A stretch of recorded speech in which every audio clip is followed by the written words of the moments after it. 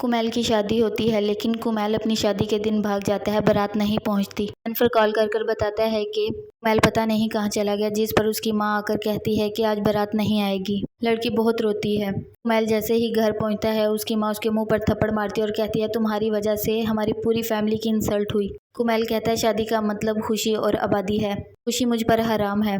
जब तक मैं दुश्मनों को मार नहीं लूंगा तब तक मुझे सुकून नहीं आएगा। उसकी माँ चुप होकर रह जाती है। उसका नौकर आकर बताता है कि हाँ, सारी सफाई करवा दी है।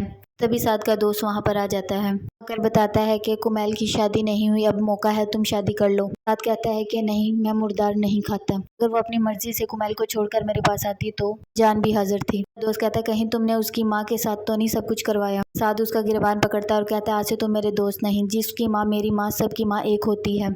और कुमैल जो जंग लड़ रहा है, मैं उसे उस हालत में उसकी मोहब्बत छीन कर दुख नहीं देना चाहता। इनकी माँ अंगूठी लेकर आती है और दिखाती है कि अगर कोई खरीदना चाहे तो खरीद ले, वो बहुत कम कीमत देते हैं। वो उठाकर सुनहरे के पास चली जाती है। वो उसे 40,000 दे देते हैं। वो बहुत खुश होती है, 40,000, इतनी रकम मिल गई मुझे। पुलिस वाला जनफर की बीवी को वॉइस मैसेज करता है, कॉल्स करता है और कहता है, मैं केस के बहुत नजदीक पहुंच गया हूँ, प्लीज आप मेरी हेल्प करें। लेकिन वो जवाब नहीं देती। टीम अपनी माँ से पूछता है कि ये बहस कहाँ से आई, जिस पर वो कहती है कि तुम्हें इससे क्या, मैंने आज मुर्गी बनाई है। यतीम कहता है कि बड़ी बात है, बड़ी ऐश हो रही है। खुश हो जाता है और कहता है कि रोटी लगाए, मैं आता हूँ। कुमैल की फैंसी आती है और कहती है कि तुमने मेरे साथ अच्छा नहीं किया। कुमैल कहता है कि मैं एक मुर्दा हूँ, जिंदा लाश हूँ, अपनी जिंदगी में आगे बढ़ जाओ, मुझे छोड़कर भूल जाओ।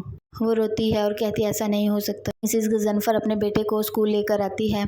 पुलिस वाला उसका पीछा करता है और कहता है कि मुझसे 2 मिनट बात कर लें। केस करना ना करना आपकी मर्जी, लेकिन मैं आपसे 2 मिनट बात करना चाहता हूँ। गजनफर की बीवी कहती है कि तुम्हारे बच्चे हैं, छोटे हैं, मेरे बड़े बच्चे हैं, बड़े बच्चों को समेट कर रखना बहुत मुश्किल होता है। मैं ये केस नहीं रीओपन करवा सकती, प्लीज आप मेरी बात को समझने की कोशिश करें। गजनफर को कोई कॉल कर बता देता है, तुम्हारी बीवी पुलिस वाले के साथ बात कर रही थी। वो आकर कहता है कि तुम्हारे साथ इतना कुछ हो गया, फिर मैंने तुम्हारी वैल्यू में, मोहब्बत में, इज्जत में कोई कमी नहीं रखी, कोई फर्क नहीं लेकर आया, लेकिन तुम ये सब क्या करती फिर रही हो। वो उसे बोलने का मौका ही नहीं देता। बेटी नीचे बैठी सारी बातें सुन रही होती है।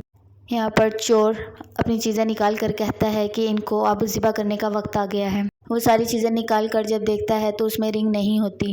वो यतीम और उसके दूसरे साथियों को कॉल कर कहता है कि सब डेरे पर आओ, मरो, यहाँ मेरे पास आओ।